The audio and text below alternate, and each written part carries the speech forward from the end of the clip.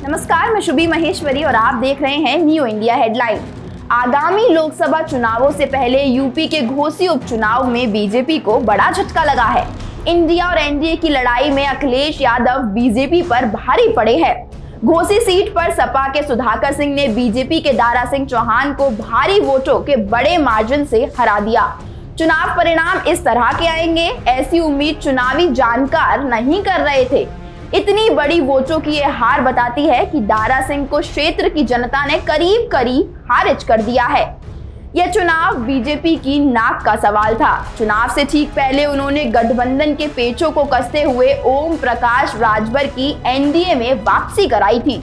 ऐसा माना जाता है कि कुछ जातियों का एक खास वोट बैंक उनके साथ होता है। राजभर के लिए भी ये चुनाव लिटमस टेस्ट था। चुनाव प्रचार में भी बीजेपी ने पूरी ताकत लगाई।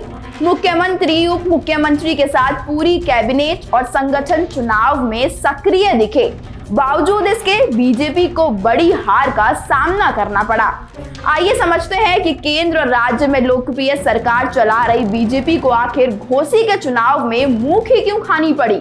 आगामी लोकसभा चुनाव के लिए इस बार विपक्ष के 26 दल एक साथ आए हैं, जिसमें कांग्रेस, सपा भी शामिल है।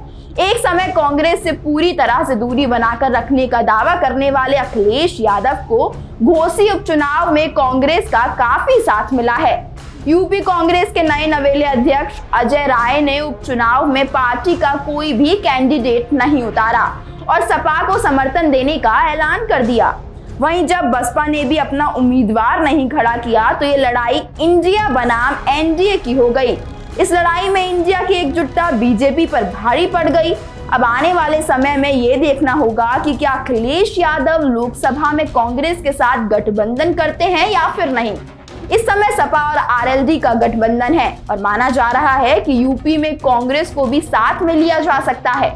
घोसी में इंडिया के एकजुट लड़ने से हुए फायदे से इसकी संभावनाएं और ज्यादा बढ़ गई हैं। 2022 विधानसभा चुनाव में झटका खाने के बाद अखिलेश यादव नई रणनीति पर काम कर रहे हैं। उन्होंने इंडिया गठबंधन से पहले ही पीडीए फॉर्मूले की बात करनी शुरू कर दी, जिसका फुल फॉर्म उन्होंने पिछड़ा, दलित और अल्पसंख्यक बताया।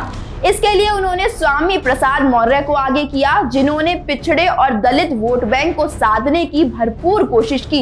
हालांकि उनके बयानों से काफी विवाद भी हुआ, जिस पर बीजेपी ने उन्हें जमकर घेरा। इसके बावजूद भी अखिलेश स्वामी प्रसाद मौर्य को आगे करके पीडीए शब्द का जिक्र करते रहे। ऐसे में घोसी के नतीजों को देखकर लगता है कि इस रणनीति का अखिलेश को फायदा भी मिला। बसपा के मैदान में नहीं उतरने से पिछड़ों और दलितों के वोट बैंक पर सपा के सुधाकर सिंह की सेंधमारी की। वहीं मुस्लिम वोट भी सपा की ओर चला गया। जीत के बाद अखिलेश ने पीडीए का जिक्र भी करा और कहा कि इंडिया टीम है और पीडीए रणनीति। जीत का हमारा ये नया फॉर्मूला सफल साबित हुआ है। एक वजह सपा के जीत की ये भी है कि करीब एक दशक पहले जब अखिलेश को मुलायम ने गद्दी दी थी तो शिवपाल को ये पसंद नहीं आया था। इसके बाद कई साल तक चाचा भतीजे में रार चलती रही। इसका खामियाजा दोनों को भुगतना पड़ा था। अखिलेश की सपा लगातार हार रही थी और शिवपाल की प्रमा सपा में भी कुछ खास नहीं कर पा रही थी। मुलायम सिंह यादव के निधन के बाद शिवपाल ने अखिलेश के कंधे पर हाथ रखा और दोनों के बीच जमी बर्फ पिघलनी शुरू हुई। चाचा शिवपाल को दोबारा सपा में जिम्मेदारी मिलनी शुरू हुई तो इसका नतीजा भी सामने आया। पहले मैनपुरी में जीत मिली और अब घोसी में जीत का स्वाद सपा ने चखा है। अखिलेश पर हमेशा से ही आरोप लगते रहे हैं कि वे अपने पिता और चाचा की तरह जमीनी स्तर पर लड़ने वाले नेता नहीं हैं, जबकि मुलायम और शिवपाल ने हमेशा एसी के कमरे से नहीं बल्कि जमीन पर उतरकर राजनीति की। शिवपाल की ये जादूगरी घोसी में उस समय दिखाई दी जब उन्होंने सपा कैंडिडेट सुधाकर के लिए वही मैनपुरी वाली पुरानी रणनीति अपनाई। वे लंबे समय तक घोसी में डटे रहे और जनता को सपा को जिताने की अपील करते रहे। वे खुद कई जगह घर घर गए और कैसे पार्टी को जीत मिले इसके लिए समय समय पर रणनीति बनाते रहे। शिवपाल की ये जमीनी रणनीति भी घोसी उपचुनाव में सपा कैंडिडेट की जीत की एक वजह बनी है। यही वो सारी वजह हैं जिसके चलते बीजेपी को घोसी के चुनाव में मुंह की खानी पड़ी।